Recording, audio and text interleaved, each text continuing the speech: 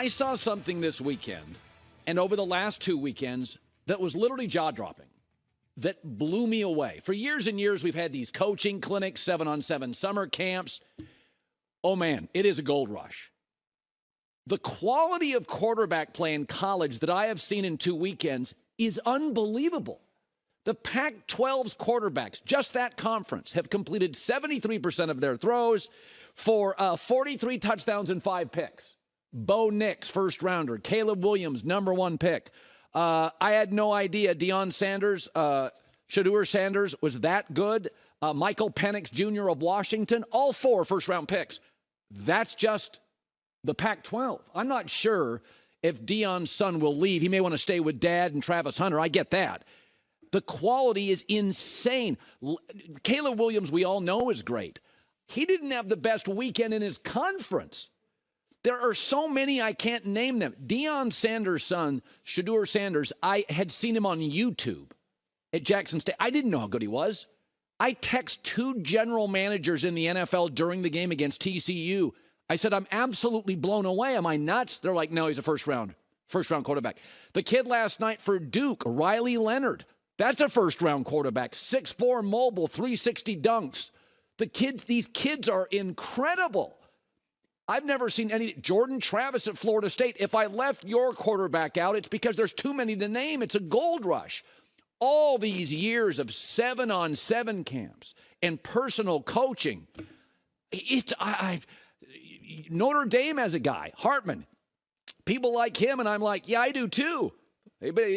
He in many years, you could talk yourself into a first-round pick for him. He's probably a second or a third because there's so many.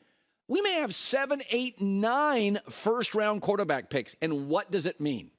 I'll tell you what it means. Your NFL team and your NFL executive, they watched the same thing I did.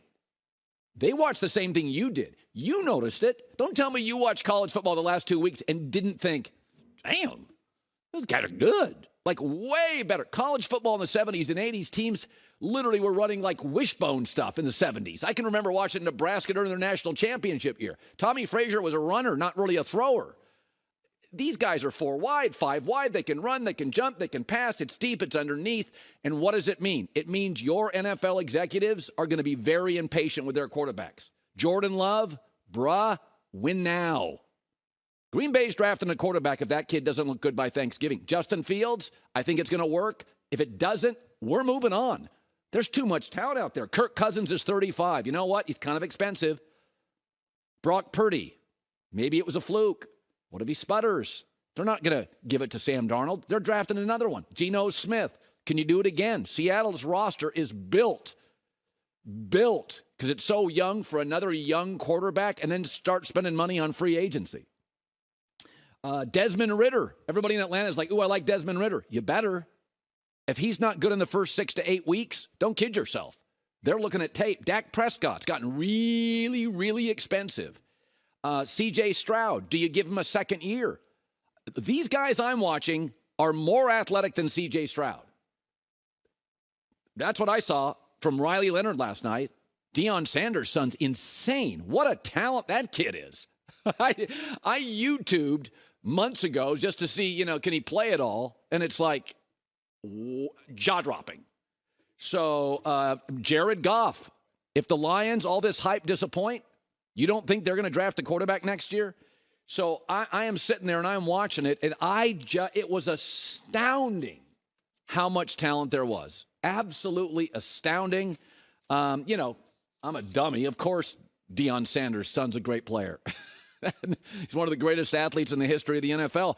But all this talk about Caleb Williams and Drake Maye, and I'm sitting there thinking, just don't forget about Shedeur Sanders and the kid at Duke, Jordan Travis. I haven't mentioned 6 or 7 other ones. It was phenomenal display put on this weekend. Look at this kid for Duke, Riley Leonard. He's 6'4". He's out running corners.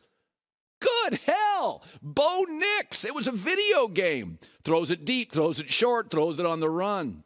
All-time stuff. And it makes the sport, for the record, so much more enjoyable. Yeah, I should mention Drake Maye because many believe he's number 2, and he's classic. Another big kid. Move, run, throw. Jaw-dropping. Just absolutely jaw-dropping talent, and it's all now come together. All the clinics, all the 7-on-7, all the summer stuff.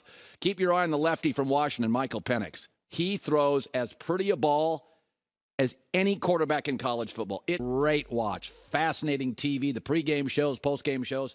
But there was this sort of narrative over the course of the game and after the game that nobody thought Colorado was going to work. Can we stop with that? I've been at this company for 7 years. We've never promoted a season-opening football game more than Colorado and TCU. We weren't there for TCU.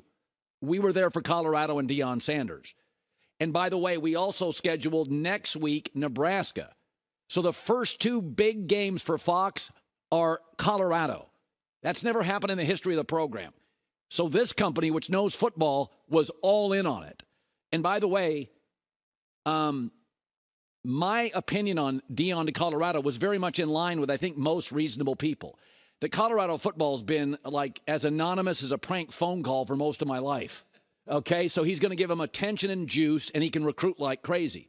And by the way, we also knew he was a good coach because in Jackson State, he was like great in 3 years. He was really good immediately. So you know he can recruit. You know he can coach. He did it at Jackson State, and he's going to give it juice. But did I think they were going to beat TCU on the road? No. I thought they were going to get clobbered. Why? Because 70% of their roster was transfer portals. That was amazing. The fact that you can bring in virtually 3 out of 4 players were brand new and not have a lot of penalties and be efficient, that's impressive. Nick Saban's first year at Alabama, I watched it. They went 7-6 and lost to Louisiana Monroe at home. Pete Carroll 6-6, Kirby Smart 8-5, and those are football powers. Colorado's not even a medium program. It was bottom 5 in the country last year, offense and defense. It is a bottom program that is not well funded. But this idea that nobody thought it would work, virtually everybody, including this company, couldn't wait to watch it. I mean, I can't tell you how many times in my life I've literally woken up on a morning and thought, God, I can't wait to watch Colorado football. That happened exactly never, except with Deion. People thought it, don't conflate the two. Not thinking they'd be very good in game one with 70% transfer portal kids. I mean, I watched schools last year, Lincoln Riley, Brian Kelly, big transfer portal, not close to 70%, and those teams were choppy and uneven and chaotic. They were basically flawless in the first quarter. Now, TCU, a lot of guys went to the NFL. This is not a great TCU team. And Colorado, by the way, could get pushed around by Nebraska. I don't love their defensive front. Don't be shocked if they lose against Nebraska, right? But the sky won't be falling. But the idea that nobody believed in Deion, we knew he was a good coach. We know he knows talent. The most shocking thing to me wasn't about Deion. It was about his son.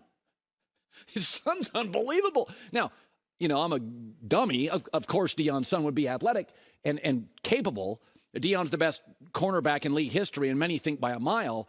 But I didn't think his son would go Jackson State to Power 5 and look like a first-round quarterback playing with all new teammates. That was insane to me. But everybody, I mean, there's belief, and then there's suspension in belief. Logic doesn't go out the window. I mean, I think my kids are smart. I didn't think at 12 they were ready for college.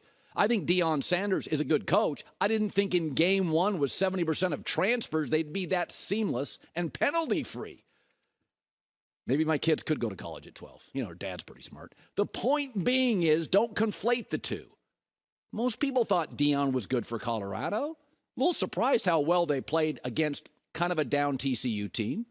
Let's not go overboard. They're going to lose some games, may lose to Nebraska. I don't know. Got to watch it. Can't wait. Hi, everybody. Thanks for watching. Subscribe here to get the latest from the show. Also, be sure to check out more of the best clips from The Herd or go watch a few segments from other shows on FS1.